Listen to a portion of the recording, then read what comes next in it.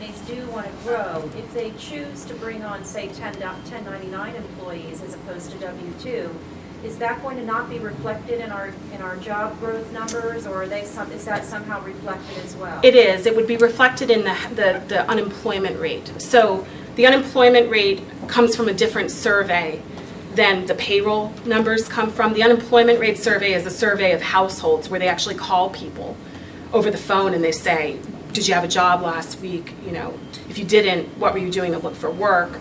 That's how they calculate the unemployment rate. So regardless of your status, whether you're an independent contractor or you're a consultant, you're captured in that unemployment rate. The payroll numbers, the jobs are only captured if there is a physical payroll. That's why it's called the payroll survey. They ask the employer how many people were on your payroll last week. So if they're not on the payroll, they don't show up in that survey. So actually it's interesting because what we're seeing now is that the job losses in the household survey, where people are reporting their employment status, look much larger than what we're seeing in the payroll survey, where it's up to the firm to report. Yes? Time How is for this all one more affecting question. the population base? Population base increasing or decreasing? Well, Staying even? it's increasing, but at a much slower pace than we've seen in the past. A lot of it is, there's not a lot of incentive right now for international migrants to move here if they can't get a job, so we've seen international migration drop off a lot. At least that's what some of the census data look to be showing. On the other hand, in the past couple of years, we've actually seen the birth rate ticking up. So you don't have a lot of migration-related population, but you have a lot more births than you had now. So that doesn't really help the job situation at all. These people aren't going to be in the labor force for another 18 years or so, but you still have population growth. It's just much slower than it was at the peak. One more question. It seems like GM's a perfect example that manufacturing is becoming extinct in the U.S., farmed overseas. So where is the decrease in unemployment going to come from in 11, 12, 13, or even 14 if these are manufacturing jobs that are being lost, these people do not have skills to, change industries, let's say. Mm-hmm. What's the theory behind unemployment actually coming down? Well, I mean, the main theory is this pent-up demand theory, where companies, even manufacturing, they're going to have to hire workers back, however temporarily. So we think that for a lot of, even auto manufacturing, you're seeing employment fall like this. We're probably going to get a bump up, and then it's going to start declining again. Production so is... assume that manufacturing will come back. Yeah, it'll come back during the recovery for a few years, then it'll start declining again. It has to come back just because production is so low.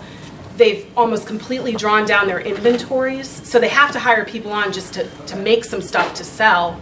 But after that initial recovery period, a lot of those, especially the autos, old line manufacturing, textiles, printing, that kind of stuff, probably goes into a secular decline again.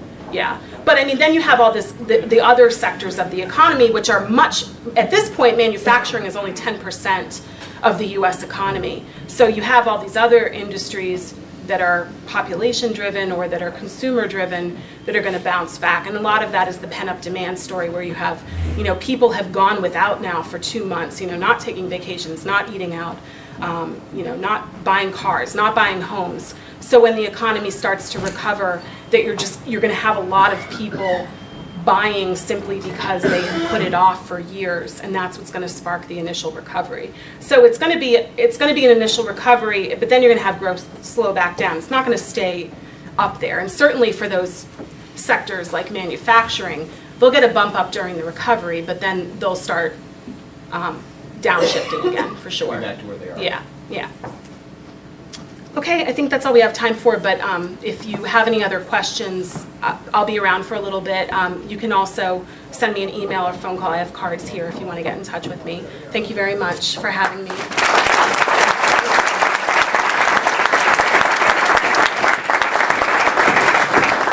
Marisa, thank you so much.